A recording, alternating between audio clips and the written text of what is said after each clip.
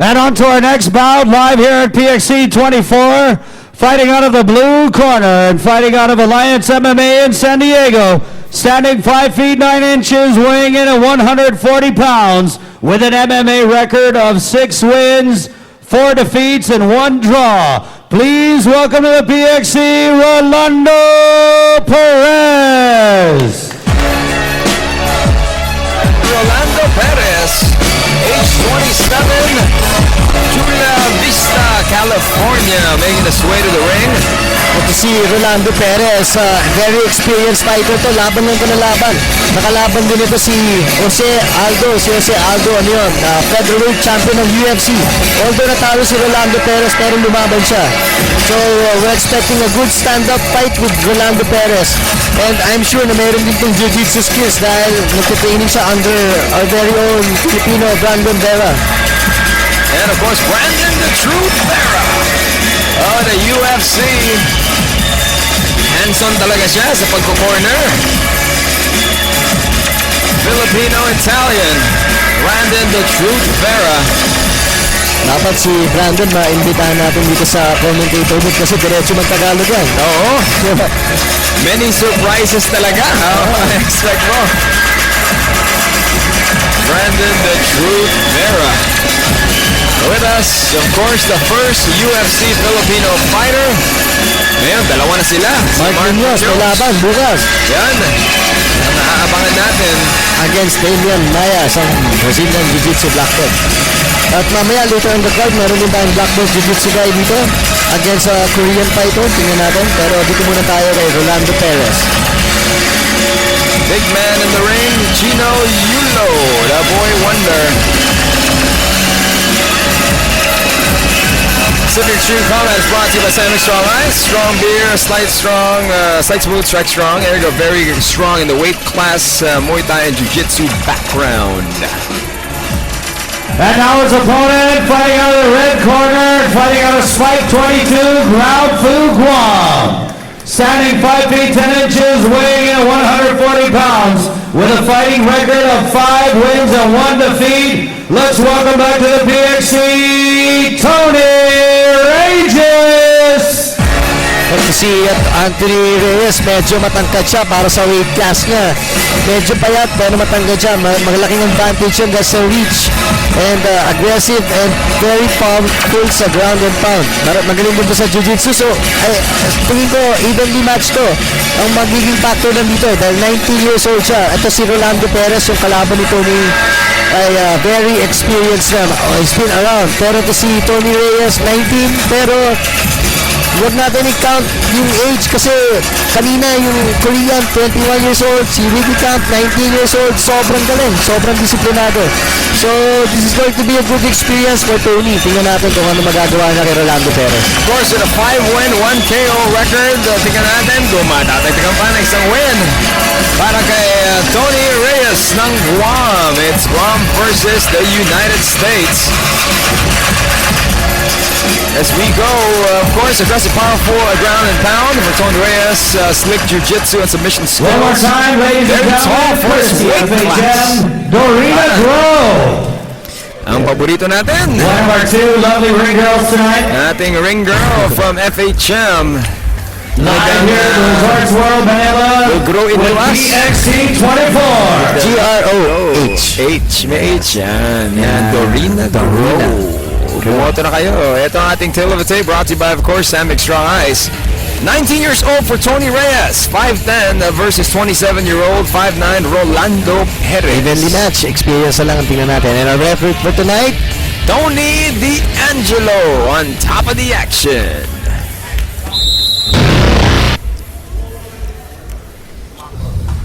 Alright guys, we went over the rules yesterday, so I expect a clean fight. Protect yourself at all times, listen to my commands at all times. If you want to touch gloves, do it now. And here All right, ladies and gentlemen, let's do it. PXC 24, round 1. Ito na po ang ating exciting action. We go to round number 1 of PXC 24. Anthony Reyes versus Rolando Perez. We could roll this spot along with none other than the Erwin Tagle to take us closer to the action. nice leg kick by Rolando Perez. I've seen some of his fights. Talagang ano siya, striker talaga siya. Kung pwedeng wag na umabot sa ground, hindi niya dadalhin sa ground. Nice leg kick again. Sobrang lakas ng leg kick na napapatapon sa likod yung sipa ni Anthony, yung kabilang paa niya. Ayan, nagpalit na siya ng stance. Nice counter, nice. Oh, good. Medyo lumalaban to si Anthony. Coach Tingnan natin Tony, kung take-down na. Nice takedown defense. Tony Reyes wearing the black shorts. Rolando Perez wearing the white shorts. Nice takedown. Talagang pinilit niya yung takedown. Talagang hindi siya napapayag na hindi siya ma-takedown. Tingnan natin if the experience level of Tony Reyes from Guam. Only 19 years old. Tingnan natin kung paano gagawin na dito. So ang game plan ni Rolando is to neutralize the striking, to just stick to the ground. Yes, totoo yun. Si Rolando kasi alam niya, very experienced sa stand-up. At saka pag mas mahaba, di ba? May advantage yun pag mas mahaba ang Pero fighters. parehas na sila. Wala naman masyadong difference. Sino mong ginawa ni Rolando Perez? Umatras sa cage at ginamit yung cage para makatayo. Dati kasi mga 5 years ago yung cage parang disadvantage para sa'yo. Ngayon nagagamit na siya as advantage pag pwede kang tumayo. Nice takedown again. Talagang hindi huniwalay ito si Anthony. Nakita mo parang linta, nakadikit lang siya. Ayaw na talagang bitawan kahit nakatayo, nakadikit lang siya. Ito ang second fighter, of course, ni UFC fighter Brandon Vera na si Rolando Perez. Yan ang second fighter niya. Triangle choke.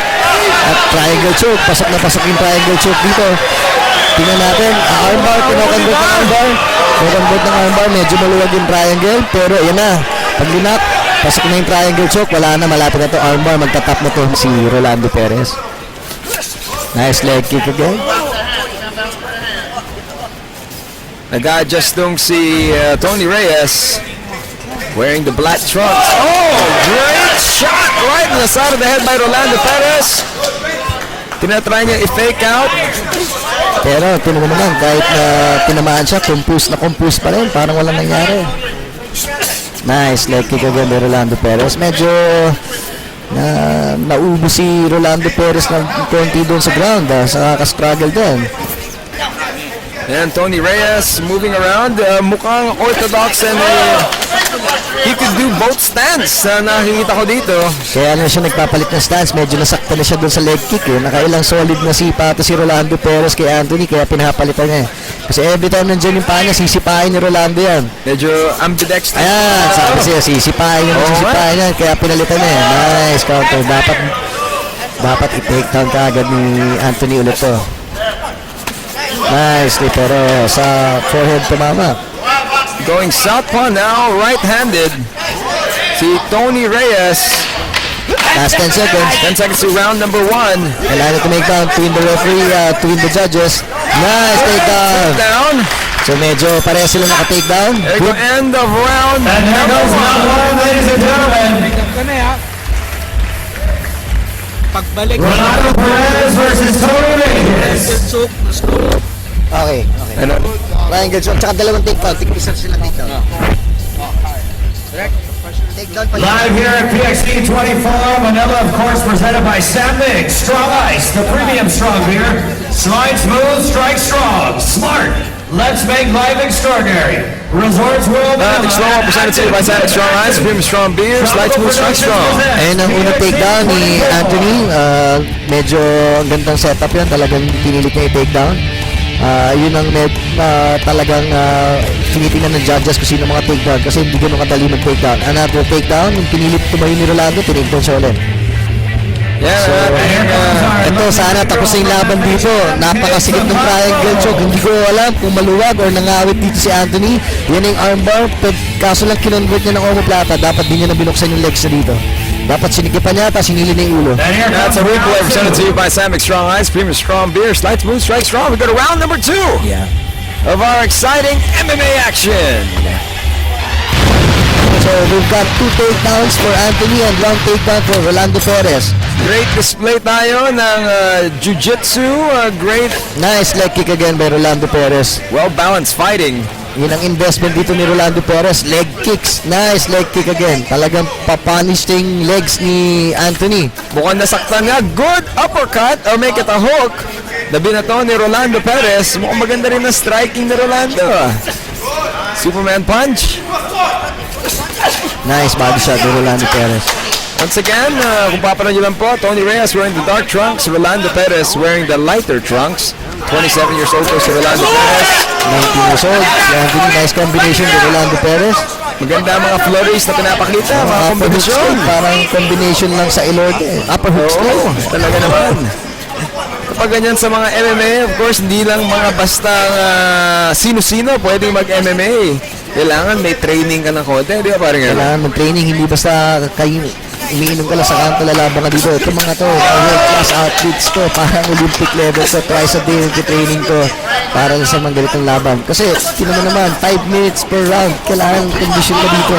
Kailangan pag kaya, kailangan kaya mo tumanggap ng sutok at kaya mo tumanggap ng sipa. So hindi lang pagbigay, of course, pagtanggap din, di ba? Yes. Maganda ang pakitang kondisyon ni Rolando Perez na dinidisplay. O dito naman sa Pilipinas, saan ba tayo pwedeng mag-training?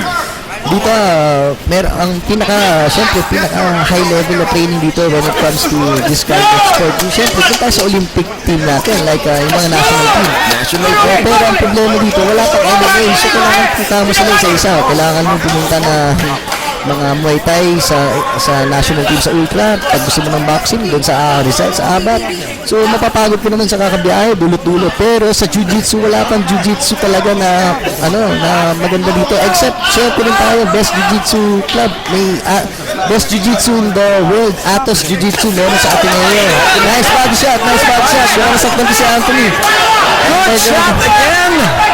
A left hook. Unexpected na binato ni Rolando Perez. Medyo nahilo. Nasaktan sa body shot to. Nasaktan sa body shot to. Kailangan ang gawin ni Rolando at sundutan pa, i-follow up po yung body shot. Huwag na siya umatak sa head, sa chan muna. So tinitingnan natin si Tony Reyes. Nice, Wow. Pati. Medyo kinakapos. Isang round daw sa body to. Tingin ko isang round daw sa body to. Isang round daw sa body and then straight sa mukha. Pwede na to. Kinakapos. Nice, Medyo ang body defense niya, binababa niya ang guardian ng konti ni Nice leg kick again. Tony Reyes na naka-black dahil medyo nasaktan sa katawan. Kinakapos na ang hininga.